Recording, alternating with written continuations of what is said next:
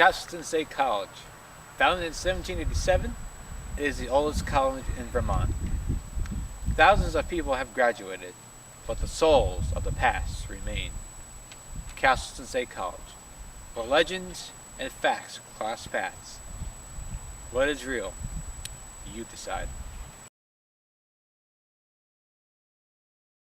In 2001, it was in the spring of 2001, I had been in this building for probably just a few months. I had moved over to this building to work, and I was looking out the window, and there was a lot of bushes, and there was a fence and stuff there at that point in time. But when I looked through the bush, you could see there was a gravestone that was there, and it was propped up to that sugar maple tree that's outside.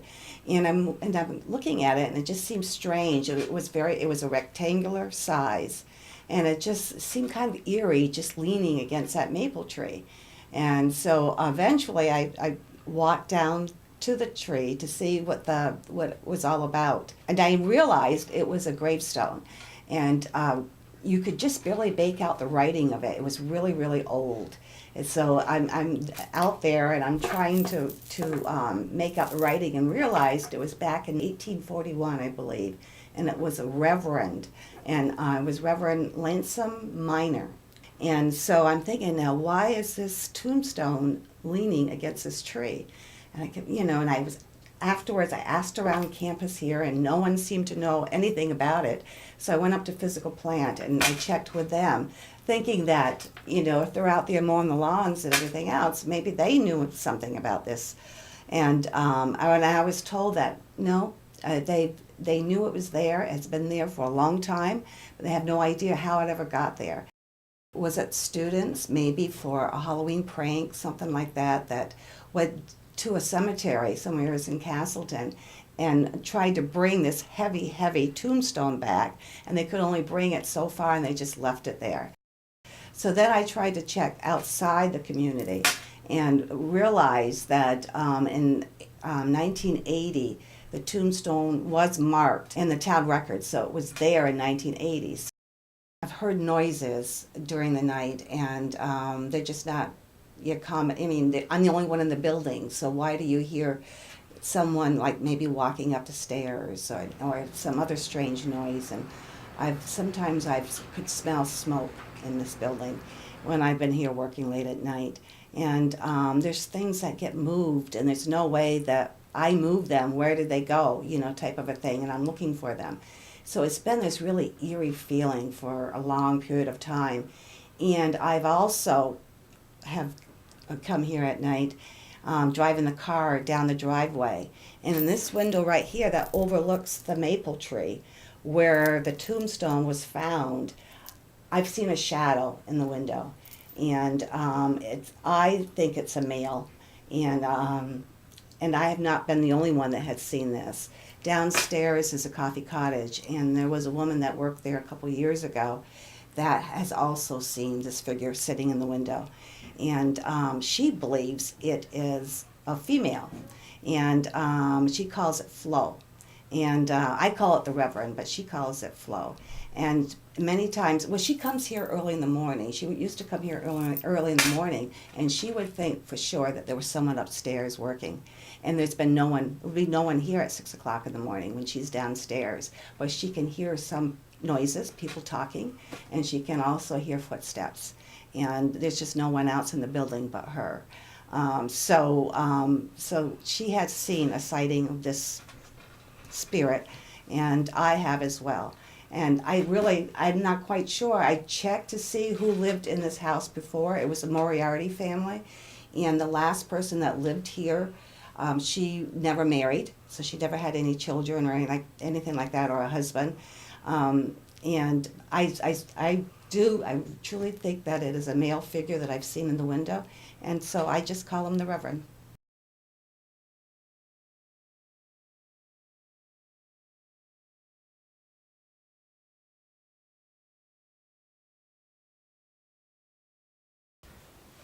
This is the old chapel, where people claim to see a headless ghost.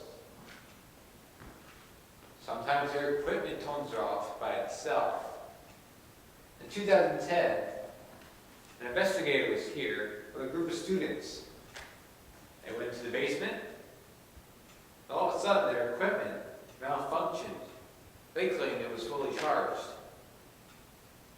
Then, upstairs, there were footsteps, banging, and loud noises. They went up to investigate, but nobody was there. Other claims are that people feel like they're being watched. So the Fine Arts Center was built in like the 70s or 80s. But before that, the old chapel was actually built right where the Fine Arts Center was. And it was back when Castleton was a medical school. When they were a medical school, the cadavers that people could work on were very, very expensive, and the students couldn't afford it, being college students, of course. So they would go down to Main Street and dig up bodies that had just freshly been buried, bring them back to the school, and then work on them. But the townsfolk found out about this and got very upset. So they decided that they were going to storm the college and get the cadavers back of their loved ones. Well, the students, being clever college kids, were a couple steps ahead of them and realized that this was happening, so they devised a plan to hide all the bodies. So they lifted up the floorboards and put all of the bodies that they had found, that they had been working on, under the floorboards. So the townspeople could never recover the bodies. When the old chapel got lifted and the Fine Arts Center was built here, they actually found all of the bones, medical supplies, all of this extra stuff from when Castleton was a medical school. And if you actually go into the old chapel, there are some glass display cases that actually have the bones and medical equipment inside them.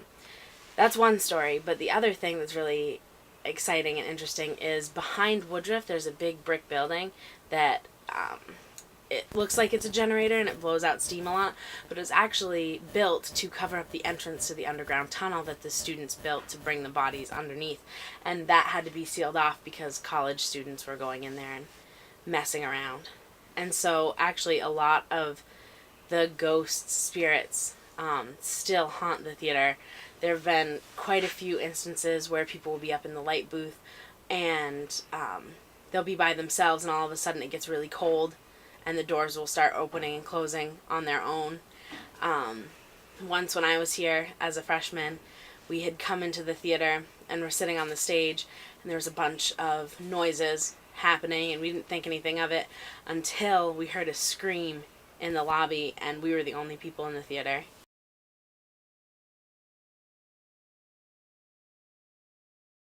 So a big tall tale about the art house is that it used to be owned by a very nice family and they ran a daycare center and the daycare was up in the attic.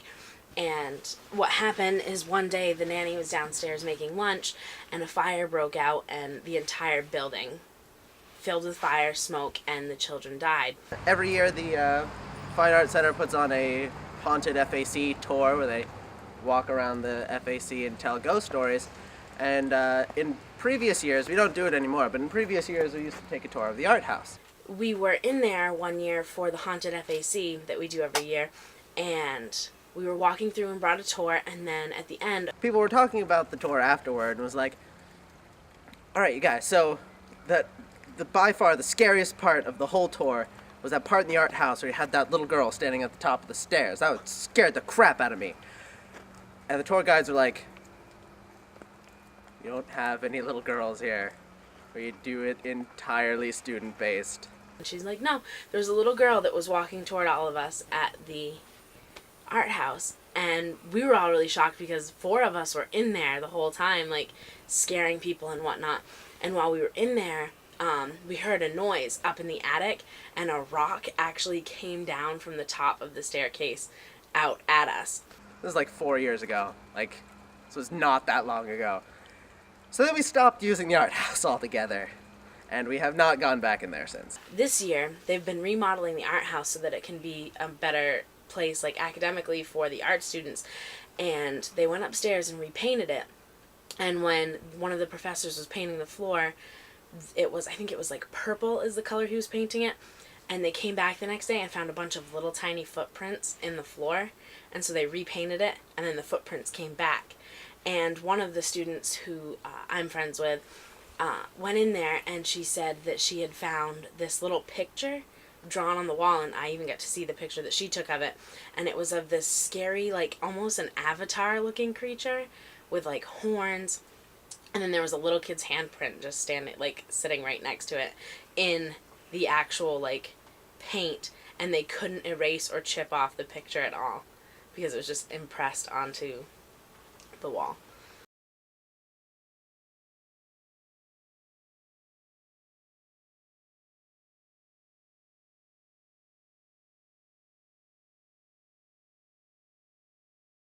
In the 1980s, she had committed suicide because she was being bullied by a bunch of really mean girls, and so she killed herself in the bathroom. But the bathrooms pretty much where it happens a lot. Is like the faucets are on once in a while, you know. Sometimes they're dripping a little bit. Actually, the way that Ellis is built is the entire bathroom setup is girls on the left-hand side, boys on the right-hand side, all the way up. But the haunting got so bad that they actually had to switch the bathroom. So on the third floor, it is the boys' bathroom on the left and the girls' on the right. The faucets have been on and stuff at nighttime. It happened last night. I actually had to turn off the faucet, and I asked Maddie, the girl that's right next to the laundry mat or the laundry room, and she was like, "I have no idea who turned it on. Like no one in there." So I freaked out. I thought someone was in there doing dishes, but there was no one in there. And when I lived in there my freshman year, one of my roommates said that whenever she would be by herself in the room, that she would hear tapping on her desk that would just grow closer and closer to her until it just went away. And then one night we were all hanging out in there and we heard a scream down at the end of the hallway, and we walk into the bathroom and all 4 shower stalls were on with water but no one in them, and one of the girls decided that she was going to see what was going on, so she opens up the curtain and the water in that one stall stops but the rest of them keep going. I've been in my room. My door has opened a couple of times. One of my friends' door opened a couple of times too, like once, and no one was there. I decided I wanted to take a nap because long day, tired, go back, you lay down, you start sleeping. And then eventually I just felt this slap on my back, so I thought it was my roommate. I got up, I was going to yell at him, but I was the only one in the room and the door was still closed and I didn't even hear it open or close. I've heard some voices every now and then. Like, it's not too much, it's just like a little, tiny little, like it's like one word and that was it. Pretty much it. Sometimes I get a feeling that I'm being watched at some points. It's mostly during at like nighttime. And I just don't feel like someone's watching me. So yeah. And one time when I was sleeping, I did hear a girl's voice go, "Who?" And it was pretty creepy. I was like, oh, jeez. And that's pretty much it. I've heard the trail next to Ellis is haunted too, which I want to go do one night and see what it's like. Here on the rail trail, story has it that a couple of kids got killed by a train long ago. You can still hear their screams, their cries, and even their laughter. People get a sense of being watched while they walk this trail at night. Some say they're not here, but some say they feel a presence of a little kid tugging on their pants, talking to them, and even laughing when they walk by. Hush, little baby, don't say a word. Mama's gonna buy you a mockingbird. And if that mockingbird won't sing, Mama's gonna buy